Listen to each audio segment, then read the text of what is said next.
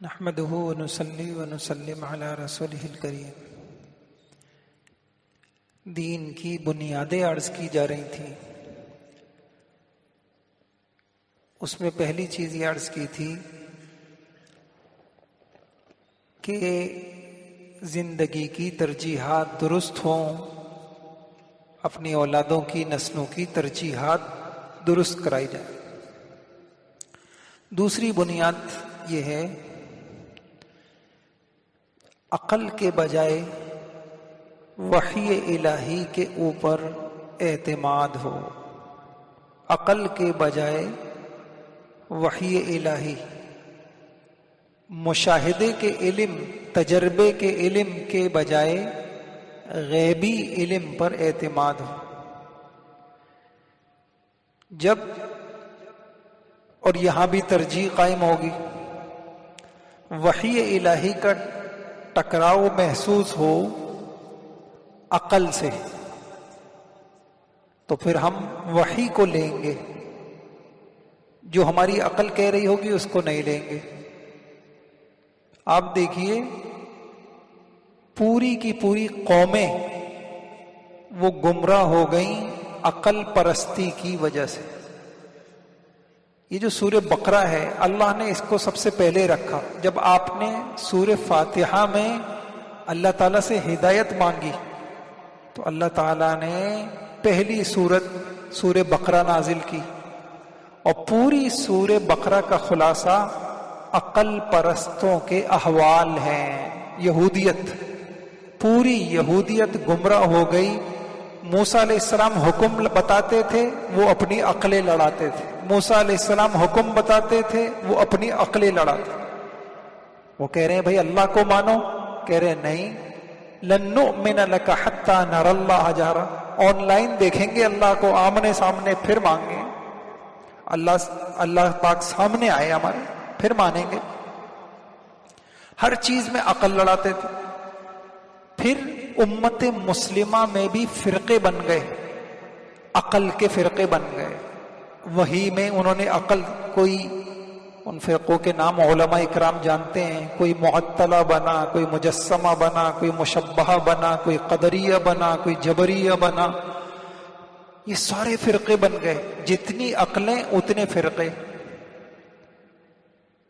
تو بھائیوں، عقل بہت اچھی چیز ہے، لیکن اس کی پرواز کی ایک حد ہے، اس کی ایک حد ہے، حدود متعین ہے۔ ہر چیز کا ایک دائرہ ہوتا ہے۔ آپ اس دائرے سے ہٹ کر جب اس سے کام لیں گے تو غلطی ہوگی۔ تو عقل کا دائرہ ہی نہیں ہے کہ جو چیزیں وہی بتا رہی ہیں، وحی الہی، اللہ کا علم بتا رہا ہے، عقل کی پرواز ہی نہیں ہے وہاں تک۔ علماء نے لکھا کہ عقل کی ایک بہت بڑی کمزوری ہے۔ عقل کی ایک بڑی کمزوری یہ ہے کہ عقل وہ خواہشات سے متاثر ہوتی ہے، نفسانیت سے متاثر ہوتی ہے، جو اس کے ارد گرد چل رہا ہوتا ہے اس سے متاثر ہوتی ہے، ماحول سے متاثر ہوتی ہے۔ اب عقل جب متاثر ہو گئی تو اب عقل صحیح کام نہیں کرے گی۔ حبک الشیء یعمی ویسم، عقل کتنی متاثر ہوتی ہے۔ آپ نے نہیں دیکھا، پورا بچپن گزر جاتا ہے، بچے کہتے ہیں کہ یہ صحیح ہے، ابا کہتے ہیں کہ یہ صحیح ہے، بچے کہتے ہیں نہیں ابا غلط کہہ رہے ہیں۔ یہی بچپنا جب جوانی میں داخل ہوتا ہے تو بات سمجھ میں آتی ہے کہ یار جو بچپن میں ہم سمجھتے تھے وہ غلط تھا۔ پھر یہی جوان ابا سے لڑ رہا ہے، خواہشات پہ لڑ رہا ہے۔ اب یہی جوان جب بڑا ہوتا ہے، اس کی شادی ہوتی ہے، خود باپ بنتا ہے، نہیں، باپ بننے کے بعد سمجھ میں آیا کہ ابا جو کہتے تھے صحیح کہتے تھے، ہم غلط سمجھتے۔ ایسے ہی میرے بھائیوں مرنے کے بعد سمجھ میں آئے گا کہ دنیا میں جو ہم سمجھتے تھے وہ غلط تھا، یہاں معاملہ کچھ اور ہے۔ تو انسانی عقل اس کی کمزوری ہے، وہ مسلمات سے جو اس کے ارد گرد چل رہے ہوتے ہیں ان سے متاثر ہو جاتی ہے۔ عقل بغیر اثر کے کام ہی نہیں کر سکتی۔ اور بلکہ یہ جو بات میں عرض کر رہا ہوں صدیوں پہلے مجدد الفسانی رحمت اللہ علیہ نے یہ بات جب کہی تو ایک تہلکہ مچ گیا. اور علامہ اقبال نے کہا ایک فلسفی آیا، اس فلسفی نے ایک کتاب لکھی انگریزی میں اور اس کا ترجمہ بھی چھپا ہے جس کا نام ہے تنقید عقل محض. تنقید عقل محض کہ خالی عقل وہ ہو ہی نہیں سکتا. عقل جب بھی کام کرے گی اس کے پیچھے کچھ رجحانات ہوں گے، کچھ اس کی خواہشات سے وہ اثر لے گی، عقل متاثر ہوتی ہے. تو کہتے جب انہوں نے یہ لکھا تو فلسفے کی دنیا کے اندر ایک تہلکہ مچ گیا. تو عقل اور اللہ تعالیٰ نے اس مسئلے کو، میں حیران ہوا، قرآن کی 3 آیتوں نے اس مسئلے کو بالکل واضح کر دیا کہ تم عقل کی بنیاد پر جو قانون بناؤ گے، جو تمہارے فلسفے ہوں گے، وہ فلسفے اس میں ضرور کچھ رجحانات داخل ہوں گے. شخصیتوں یا تو شخصی مفاد ہوں گے، یا قومی مفاد ہوں گے، یا ملکی مفاد ہوں گے، یا وطنی مفاد ہوں گے، یا لسانی مفاد ہوں گے. تمہاری عقل کے بنائے ہوئے قانون وہ مفاد سے خالی ہو نہیں سکتے. ایک اللہ کا قانون ہے جو ہر قسم کے مفاد سے خالی. اس لیے آپ حیران ہوں گے اس سورہ بقرہ میں جگہ جگہ اللہ پاک نے کہا وَلَئِنِ اتَّبَعْتَ أَهْوَاءَهُمْ بَعْدَ الَّذِي جَاءَكَ مِنَ الْعِلْمِ. العلم اپنے نبی کو کہہ کر ساری انسانیت کو سنایا. آپ کے پاس خالص علم آ گیا، آپ کے پاس قانون الہی آ گیا. اب خواہشات کے بنائے ہوئے قانون کو اگر آپ نے ان کے اوپر چلے تو آپ کو ہم سے بچانے والا کوئی نہیں ہو. 3 آیتیں قرآن کی ملتی ہیں. وَلَئِنِ اتَّبَعْتَ أَهْوَاءَهُمْ مِنْ بَعْدِ مَا جَاءَكَ مِنَ الْعِلْمِ مَا لَكَ مِنَ اللَّهِ مِنْ وَلِيٍّ وَلَا وَاقٍ. ہم نے آپ کے پاس ایک زبردست قانون، وحی کا قانون آ گیا ہے. اب اس کے مقابل میں دیکھیے ہمارے بنائے ہوئے قانون اگر وحی کے موافق ہیں تو سر آنکھوں پر، لیکن ہمارا بنایا ہوا قانون چاہے وہ اقوام متحدہ کا بنایا ہوا ہو، ساری دنیا کا بنایا ہوا ہو، لیکن جب وہ وحی سے ٹکرائے گا تو ہم وحی کو لیں گے، ساری دنیا کے قانون کو پھینک دیں گے. تو عقل یہ ایک بڑی چیز سمجھنے کی یہ ہے کہ عقل متاثر ہوتی ہے، اپنے ارد گرد سے متاثر ہوتی ہے، اپنی خواہشات سے متاثر ہوتی ہے. لہٰذا عقل کی بنیاد پر جب کوئی قانون بنے گا، جب کوئی نظام بنے گا، اس میں ضرور کچھ مفاد ہوں گے پیچھے. آپ نہیں دیکھ رہے کہ عقل کی بنیاد پہ یہ اقوام متحدہ کے قانون بنتے ہیں، یہ اب فلاں لیبر ڈے اور فلاں ڈے. اب یہ جو مظلوم غزہ میں پس رہے ہیں، یہ بچے شہید ہو رہے ہیں، یہ چیتھڑے اڑ رہے ہیں، کہاں گئے یہ قانون؟ یہ قانون مفادی قانون ہوتے ہیں، یہ ردی کی ٹوکری میں ڈال دینے کے قابل ہیں. دنیا کو اللہ نے دکھا دیا. تو یہ بات میں عرض کر رہا تھا، عقل کے بجائے وحی کے اوپر اعتماد جتنا بڑھے گا زندگی خوبصورت ہو جائے گی، اللہ کی مدد ساتھ ہو جائے گی اور زندگی گزارنے کا ڈھنگ آئے گا. اسی وجہ سے آپ دیکھیے کہ قرآن شروع ہو رہا ہے، شروع ہوتے ہی اللہ نے پہلے ہی کہہ دیا کہ تمہارے سامنے بہت سارے قانون آئیں گے، مشاہدے کے قانون، تجربے کے قانون، فلاں قانون فلاں قانون. لیکن دیکھنا یہ جو قرآن ہے، ذالک الکتاب لا ریب فیہ ھدی للمتقین الذین یؤمنون بالغیب. یہ غیب کا ایک قانون آئے گا، اس کے مقابلے میں کوئی قانون اس قابل نہیں. اچھا، آئے دن ہم دیکھتے رہتے ہیں، ہم کہتے ہیں عقل عقل. یہ کیا عقل؟ ایک لڑکی بضد ہو گئی کہ جو مجھے فلاں جگہ پسند کی شادی کرنی ہے، تو بیچارے ابا پریشان ہو گئے. بہرحال کسی کے پاس مشورے کے لیے بھیجا، انہوں نے کہا سمجھائیں اس کو. میں یہ بتانا چاہ رہا ہوں کہ عقل دیکھیے، عقل کی خرابی یہ ہے، عقل پہلے کسی چیز سے متاثر ہوتی ہے، اس کے بعد عقل جب کام کرتی ہے تو جو چیز اس کو اچھی لگتی ہے عقل صرف اس کے دلائل دیتی ہے. عقل صرف اس کے دلائل دیتی ہے. آپ نے نہیں دیکھا اختلاف میں ہر وقت ایسا کیوں ہوتا ہے کہ میں کہتا ہوں میں صحیح تم غلط؟ کہ میری عقل مجھے یہ سمجھاتی ہے، چونکہ میری عقل میرے مفاد کو چاہتی ہے، وہ میرے مفاد کو ترجیح دیتی ہے، تو وہ یہ کہتی ہے کہ تم صحیح، وہ سامنے والا غلط. میاں بیوی میں اختلاف ہو جائے تو ہمیشہ لڑکے والے یہ کہتے ہیں کہ ہمارا لڑکا صحیح، تمہاری لڑکی غلط. ان کو سمجھ ہی نہیں آتی. لڑکی والے کہیں گے ہماری لڑکی صحیح، تمہارا لڑکا غلط. قوموں میں اختلاف ہو جائے تو پارٹی والے کہتے ہیں ہماری پارٹی صحیح، تمہاری پارٹی غلط. تو کیا ہے کہ پیچھے مفاد ہوتے ہیں. عقل ایسے کام نہیں کرتی. وہ عقل جو صحیح کام کرے اس کے لیے انتہائی درجے کا تقوی چاہیے، پاکیزگی چاہیے، انصاف چاہیے. اتنا تقوی ہے ہی نہیں. ہم تو گندھے ہوئے ہیں اور جو ہے ہم لت پت ہیں خواہشات نفسانی سے. اس کے لیے خواہش سے نکلنا پڑتا ہے، دل کو منور کرنا پڑتا ہے، پھر عقل صحیح کام کرتی ہے. جذبات میں کام نہیں کرتی، غصے میں کام نہیں کرتی. دارالفتہ میں اتنی طلاقیں آتی ہیں، کیا ہوا؟ میں نے غصے میں طلاق دی تھی. کیوں جی؟ آپ کی عقل نے کام نہیں کیا. تو وہ لڑکی بضد تھی کہ مجھے فلاں جگہ شادی کرنی ہے. اب ان کو سمجھانے کے لیے انہوں نے کچھ سوال کیے کہ بیٹا آپ جس سے شادی کرنے کو کہہ رہے ہیں، آپ کے والد منع کر رہے ہیں، آپ اسے جانتی ہیں اس لڑکے کو؟ ہاں کچھ عرصے سے جانتی ہوں. اچھا یہ بتائیے ان کے گھر کا ماحول، گھر والوں کو جانتے ہیں؟ جی میں نے سنا ہے کہ ان کے ابا نشہ کرتے ہیں. کہ آپ کو پتا ہے کہ جس گھر میں نشے کی لت ہو تو وہ گھر کیسے آباد ہو سکتا ہے؟ کہا مجھے ابا سے تو نہیں شادی کرنی. ابھی عقل کام کر رہی ہے. کہا میں نے اس لڑکے سے شادی کرنی ہے، مجھے اب ان کے ابا سے تو شادی نہیں کرنی. انہوں نے پھر سوال کیا اچھا یہ بتائیے کہ لڑکے کے بارے میں آپ نے تحقیق کی ہے؟ کہا کبھی کبھار سگریٹ پی لیتا ہے. اچھا تو آپ کو پتا ہے کہ یہ نشے کی ابتدا ہوتی ہے؟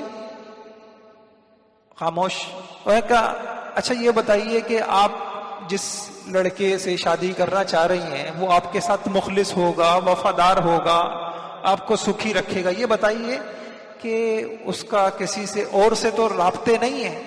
ہاں مجھ سے تعلق سے پہلے اس کے بہت سارے رابطے تھے، لیکن جب سے مجھ سے تعلق ہوا ہے اس کے بعد سے تو وہ کسی نامحرم سے بات بھی نہیں کرتی. اچھا یہ بتائیے آپ اس کی محرم ہیں؟ خاموش. میں ان سے سوال کیا کہ اچھا یہ بتائیے آپ ان کے دوستوں کے، وہ جو لڑکا ہے اس کے دوستوں کے بارے میں آپ کیا کہتے ہیں؟ کہا جی اس کے دوست بھی جو ہے وہ ایسی آزاد قسم کے ہیں، فلاں ہیں. کہا آپ کو پتا ہے کہ المرء علی دین خلیلہ، جیسے دوست ہوتے ہیں ویسا انسان ہوتا ہے. کہا کیا پتا کہ وہ ان کو صحیح کرنے کے لیے ان کے ساتھ دوستی کی ہو. تو عقل تو انسان کو اس کے مفاد کے دلائل دیتی ہے. پہلے عقل ایک چیز سے متاثر ہو جاتی ہے پھر دلائل دیتی ہے. لہذا بھائیوں عقل کی بنیاد پہ جو نظام بنیں گے وہ نظام اس کے پیچھے یا شخصی مفاد ہوں گے یا قومی مفاد ہوں گے یا ملکی اور وطنی مفاد ہوں گے یا لسانی مفاد ہوں گے. وہ بنا ہوا قانون ساری انسانیت کے لیے نہیں ہو سکتا. اب آ جائیے وحی الہی کی طرف. اللہ کی جو وحی ہے اس میں وہ کیا خاص باتیں ہیں جو عقل کے بنائے ہوئے نظام میں نہیں ہیں؟ تو دیکھیے سب سے پہلی بات یہ ہے کہ اللہ کا علم محیط ہے. اس کا علم ازلی بھی ہے، ابدی بھی ہے. وہ ذرے ذرے کو جانتا ہے، وہ مستقبل کو جانتا ہے، وہ حاضر کو بھی جانتا ہے، وہ غیب اور مشاہدے کو جانتا ہے. اس کو پتا ہے کہ میری ذات وَأَنَّ اللَّهَ قَدْ أَحَاطَ بِكُلِّ شَيْءٍ عِلْمًا. اور قرآن کی آیت ہے کہ رَبَّنَا وَسِعْتَ كُلَّ شَيْءٍ رَحْمَةً وَعِلْمًا. اے اللہ تیرا علم محیط ہے. اب اللہ کا علم محیط جب ہے، دوسری بات یہ ہے بندے کا علم محیط نہیں. ہم وقتی مفاد کو دیکھتے ہیں، نتائج سے غافل ہوتے ہیں. ملکی مفاد کو دیکھتے ہیں، عالمی مفاد سے غافل ہوتے ہیں. ایک طرف دیکھتے ہیں تو ہمیں ایک طرف کا سمجھ میں نہیں آتا. اللہ کا علم محیط ہے. اس بنیاد پہ جو نظام بنے گا، جو قانون بنے گا وہ سب کے لیے ہوگا. دوسری خوبی یہ ہے کہ اللہ کا جو اللہ تعالیٰ ہے، اس کی رحمت کامل ہے، وہ مہربان ہے. ایسا مہربان کوئی باپ اپنی اولاد کے لیے نہیں ہو سکتا، کوئی صدر کوئی وزیر اپنی قوم کے لیے نہیں ہو سکتا، کوئی بھائی اپنے بھائی کے لیے نہیں ہو سکتا. وہ مہربان ذات ہے. جب اس کا قانون بنے گا اس میں رحم ہوگا، اس میں عدل ہوگا، اس میں انصاف ہوگا، اس میں آسانیاں ہوں گی، اس میں خیرخواہیاں ہوں گی. عقل کے پاس یہ ایک چیز کہاں ہے؟ پھر تیسرے نمبر پر اللہ تعالیٰ غیر جانبدار ہے، اس کی کسی سے رشتہ داری نہیں ہے. لم یتخذ صاحبۃ ولا ولد، اس کی کسی سے کوئی رشتہ داری نہیں ہے. وہ کسی کا ایسا نہیں ہے جیسا دوسرے کا نہ ہو، وہ سب کا ہے، وہ سب کے لیے ہے. اس کے قانون میں کوئی غرض نہیں. وہ ہمارا بھلا چاہتا ہے، اس کی کوئی غرض نہیں. اب اللہ کا جو قانون ہوگا، جو شریعت کا حکم ہوگا، اس کے اندر نہ ملکی مفاد ہوں گے، نہ شخصی مفاد ہوں گے، نہ قومی مفاد ہوں گے. وہ سب کے لیے ہوگا. اس کے اندر سب کی خیرخواہی ہوگی، اس کے اندر سب کی بھلائی ہوگی. اس لیے بھائیوں، ہم سے بڑی چوک ہو گئی. ہمارے پاس اس قرآن کی شکل میں ایسا پیارا قانون موجود تھا، ہمیں پتہ ہی نہیں. ہم بے خبر ہیں. ہم نے ناقدری کی. ہمیں پتہ ہی نہیں کہ یہ کیا چیز اللہ نے ہمیں دے دی. دنیا کے پاس، دنیا کے بنائے ہوئے نظام تو چھوڑیے، آسمانی نظام بھی کسی کے پاس ایسا نہیں ہے. شریعتیں منسوخ ہو گئیں، تحریف ہو گئی، تبدیل ہو گئی، قوموں نے بدل ڈالا. ایک قانون ایسا تھا جس میں کوئی تحریف نہیں، کوئی تبدیل نہیں، ایک شوشہ بدلا نہیں. کاش کہ ہمارے اسکولوں میں یہ پڑھایا جاتا، باپ کو پتا ہوتا، وہ اولاد کو یہ سکھاتا، اور استاد شاگردوں کو سکھاتے، تو ہمارے دن پھر جاتے، پھر ہم زوال سے عروج میں چلے جاتے. اس لیے پوری کوشش یہ ہے کہ ان کو قرآن سے نہیں جوڑنے دو، ان کو قرآن سے نہیں جوڑنے دو. میں نے کہا نا کہ ہماری یہ کتاب، انہوں نے کہا یہ تو مردے دفنانے کی کتاب ہے، یہ مردے بخشوانے کی کتاب ہے، اس میں زندوں کے لیے کوئی قانون نہیں ہے. کاش کہ ہم اس کی قدر کرتے، ہم اس کو سمجھتے. تو بھائیوں، آج کی بات کا خلاصہ یہ ہے کہ عقل کے بجائے عقل کے بنائے ہوئے نظاموں میں کچھ نہیں ہے، کھوکھلے نظام ہے. یہ جھوٹ ہے کہ جی یہ قوموں کی بھلائی کے لیے ہے، یہ سب اپنے لیے ہیں. دیکھ رہے ہیں آپ ساری دنیا کے حالات. اب تو ہمیں جاگ جانا چاہیے، اب تو ہمیں قرآن کو تھام لینا چاہیے. اور اللہ کا جو نظام ہے، اللہ کا جو قانون ہے، وہ سب کے لیے ہے. اس میں سب کی بھلائی ہے، اس میں سب کی خیر خواہی ہے، اس میں کوئی زیادتی نہیں ہے، اس میں عدل ہی عدل ہے، خیر ہی خیر ہے. ہمیں یہ یقین آ جائے اور اعتماد آ جائے. اب وہ چاہے آئلی قانون ہوں، وہ ہمارے ذاتی قانون ہوں، وہ اس کی ہمیں قدر ہو. اسی لیے یہ جو لوگ وحی الہی پر جتنا زیادہ ان کا اعتماد ہوگا، جتنا یقین ہوگا، میرے بھائیوں، وہ اللہ کے اتنے قریب ہوں گے. یہ تصدیق اللہ کو بہت پسند ہے. بخاری شریف کی ایک روایت ہے کہ حدیث میں آتا ہے کہ یہ جو تصدیق والے ہوں گے، جو اللہ کے بنائے ہوئے قانون کی تصدیق کریں گے کہ حق ہے، سچ ہے، ہم اپنی آنکھ کا دیکھا ہوا جھٹلا دیں گے، اللہ کا حکم، نبی کی خبر، وہ ہماری سمجھ میں آئے نہ آئے، وہ حق ہے، سچ ہے. جو ایسے لوگ ہوں گے، حدیث میں آتا ہے، ان کی جنت اتنی اونچی ہوگی، اتنی بڑے درجے ہوں گے، جیسے دنیا والے ستارے دیکھتے ہیں تو ان کو دور نظر آتا ہے کہ وہ ستارہ ہے. اتنے درجوں کا فرق ہوگا ان لوگوں کی جنت میں جو تصدیق والے ہوں گے، یقین والے ہوں گے. ہم ساری دنیا کے نظام کو جھٹلا دیں گے اگر وہ وحی کے مقابلے میں آئے گا. ہم کہیں گے جو اللہ نے کہا وہ حق ہے، جو رسول اللہ نے کہا وہ سچ ہے. یہی تو وہ چیز تھی جو صحابہ کے پاس کہ ان کو نصیب ہوئی، ان کے دن پھر گئے. وہ اپنی آنکھوں کا دیکھا جھٹلا دیتے تھے. غزوہ خندق کے موقع پر خوف کا یہ عالم تھا کہ وَبَلَغَتِ الْقُلُوبُ الْحَنَاجِرَ، خوف کے مارے کلیجے منہ کو آ رہے تھے. حضور صلی اللہ علیہ وسلم نے تقسیم کر دیا کہ جی آپ نے چٹان کھودنی ہے، ایک چٹان ایسی نکل آئی، صحابہ کھود رہے ہیں، وہ کھد نہیں رہی، وہ تو حضور علیہ السلام خود تشریف لائے، آپ نے کدال لی، اس کے اوپر ماری، ایک روشنی نکلی، پورا مدینہ روشن ہو گیا۔ صاحب دوسری مرتبہ ماری، پورا مدینہ روشن ہو گیا۔ تیسری مرتبہ صحابہ نے کہا یا رسول اللہ یہ روشنی کیسی تھی؟ کہا تم نے بھی دیکھی؟ کہا ہم نے بھی دیکھی۔ کہا کہ مجھے اس روشنی میں دکھایا گیا ہیرا فتح ہوگا، فلاں ملک فتح ہوگا، فلاں فلاں۔ صحابہ نے تکبیر کی، واللہ انہا لموعود صادق، اللہ کی قسم جو حضور نے کہا سچ۔ منافقین کیا کہنے لگے؟ جو ہمارا حال ہے، ہم کہتے ہیں نہیں جی یہ کیا بات ہوئی، یہ کیسی بات ہوئی، ٹیکنالوجی بھی کچھ ہوتی ہے، نہیں یہ کیا ہوا؟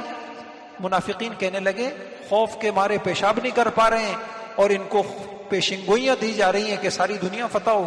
لیکن صحابہ نے کہا کہ اللہ کی قسم جو حضور نے کہا وہ حق ہے، سچ ہے، حق ہے، سچ۔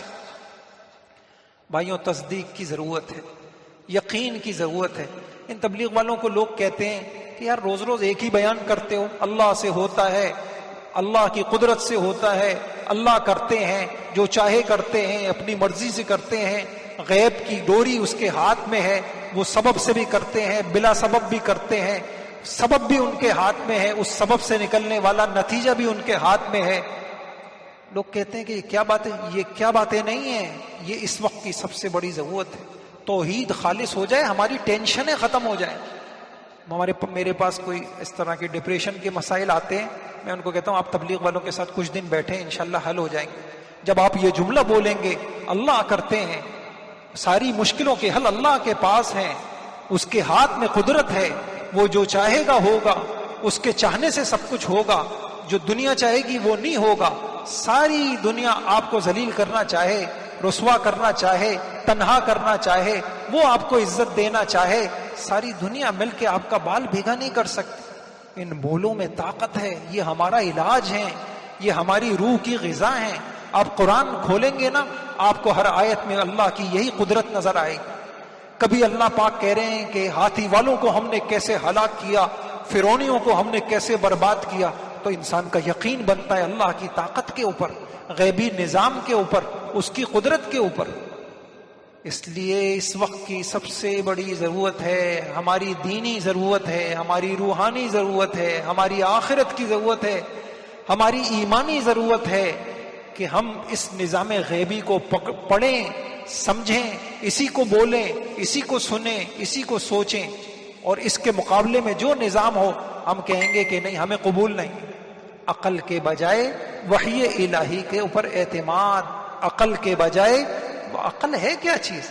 آپ آج کل تو حال برا ہے، ڈر لگتا ہے، ذرا سا بڑھاپا آیا یہی نہیں پتا چلتا کہ پہلی رکعت میں ہوں یا دوسری رکعت میں، ایک سجدہ کیا ہے کہ دو سجدے کی۔ باپ اپنی اولادوں کو نہیں پہچانتے، یہ عقل ہے، ہم اس عقل کے اوپر ناز کر رہے ہیں۔ تو بھائیو اللہ مجھے بھی توفیق دے، آپ کو بھی توفیق دے، یہ ہماری بہت بڑی ضرورت ہے۔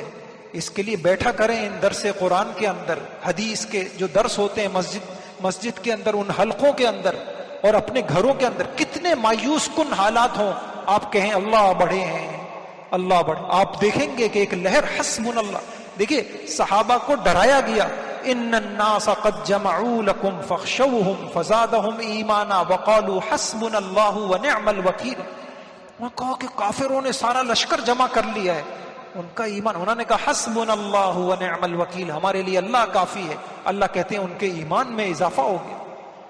ایمان سے مسئلے حل ہوں گے یا تصدیق سے مسئلے حل ہوں گے، قدرت کے۔ اس لیے جو آخری دور آئے گا دجال، میں نے کتاب میں لکھا کہ کون لوگ دجال کے ساتھی بنیں گے، جو مادہ پرست ہوں گے، جو عقل پرست ہوں گے، جو ہر چیز کو عقل کے پیمانے پہ پرکھیں گے، وہ دجال کے ساتھی ہوں گے۔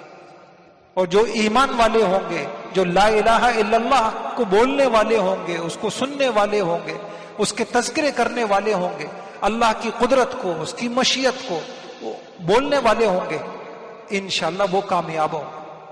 اس لیے یہ ہماری بہت بڑی ضرورت ہے۔ آپ ان کو سادہ جملہ نہیں سمجھیں، آخر کیا وجہ ہے؟ آپ نے کبھی غور کیا کہ ہم 5 اذانوں میں سب سے پہلے ہم کو یہ جملہ سنوایا جاتا ہے، اللہ اکبر، اللہ بڑے ہیں، ٹیکنالوجی چھوٹی ہے، اللہ اکبر، اللہ بڑے ہیں، امریکہ چھوٹا ہے، اللہ اکبر، اللہ بڑے۔ کتنی مرتبہ، ایک مرتبہ میں گنا تو میں حیران رہ گیا، آخر کیا تربیت کی جا رہی ہے ہماری کہ نکالو سارے خوف دلوں سے، نکالو ساری محبتیں دلوں سے، نکال کے پھینک دو سارے نظاموں کو اور سارے قانون کو، سارے خوفوں کو۔ جب تک یہ نہیں نکلے گا بھائیوں، ہماری بنیادیں صحیح نہیں۔ بے شک ہم نماز بھی پڑھ رہے، سجدہ بھی کر رہے، ہم حج بھی کر رہے، جب تک یہ بنیاد نہیں ہوگی کہ عقل کے بجائے وحی کے الہی کے اوپر اعتماد، جو نظر آ رہا ہے اس کے مقابلے میں غیب پر اعتماد، انشاءاللہ کوشش کریں گے نا تو بس یہ بولے، ہمارا یقین جانے ہمارے مسائل کا حل ہے۔ یہ ڈپریشن، یہ ہم یقین کے بول بولیں گے، کلمے کے بول بولیں گے، اللہ نے چاہا یہ ساری پریشانیاں دور ہوں گی، ساری مشکلیں حل ہوں گی، اللہ کی مدد ہمارے ساتھ ہو جائے گی۔ اللہ کو یہ بول بہت پسند ہے۔ اللہ تعالی ہم سب کو وحی الہی پر ایمان دے دے۔ میرے بھائیوں، کل قیامت میں قریب اس ایمان کی قیمت لگے گی، دیکھا جائے گا کیا کیا خوف اس میں داخل ہیں، کون کون سی محبتیں، کون کون سی مصلحتیں، کیا کیا مفاد تم نے اس کے ساتھ جوڑ دیے۔ میری قدرت کو بھلا دیا، میری طاقت کو بھلا دیا۔ اللہ تعالیٰ مجھے بھی توفیق عطا فرما دے، آپ کو بھی توفیق عطا فرما۔ سبحان اللہ وبحمدہ، سبحان اللہ العظیم۔ اللہم صلی وسلم علی نبینا محمد۔ اے اللہ ہم سب کی خطاؤں لغزشوں کو معاف فرما، اپنی محبت معرفت نصیب فرما، فکر آخرت نصیب فرما۔ اے اللہ سارے خوف ہمارے سینوں سے، ہمارے دلوں سے نکال کر ایک ذات عالی کا خوف نصیب فرما، ساری محبتیں سینوں سے نکال کر اپنی محبت نصیب فرما، رگ رگ میں نس نس میں اپنی محبت کو پیوست فرما، اپنے ذات عالی کا یقین اور دھیان نصیب فرما، اپنے وعدوں کا یقین نصیب فرما، وعیدوں کا خوف نصیب فرما، نظام غیبی کی تصدیق نصیب فرما۔ اے اللہ سب تیرے ہاتھ میں ہے، جو تو چاہے گا، جیسے تو چاہے گا وہی ہوگا۔ اگر ہمارے چاہنے سے ہوتا تو ہم اپنی زندگیاں خوبصورت بنا چکے ہوتے۔ اے اللہ نہ پیسہ ہماری زندگی بنائے گا، نہ طاقتیں ہماری زندگی بنائیں گی۔ اے اللہ اپنی قدرت کا یقین ہم سب کو نصیب فرما دے، اور اے اللہ ہماری مشکلوں کو آسان فرما، پریشانیوں کو دور فرما، بیماروں کو صحت عطا فرما، بے روزگاروں کو روزگار عطا فرما، بے نکاحوں کو جوڑ کے رشتے عطا فرما، بے اولادوں کو نیک صالح اولاد نصیب فرما۔ اے اللہ ہمارے ملک کی حفاظت فرما، اے اللہ ہمارے ملک کی حفاظت فرما، پوری امت مسلمہ میں اتحاد اتفاق نصیب فرما، پورے امت مسلمہ کی جان مال عزت آبرو ایمان اعمال کی حفاظت فرما۔ آمین۔ وصلی اللہ تعالیٰ علی خیر خلق محمد برحمتک۔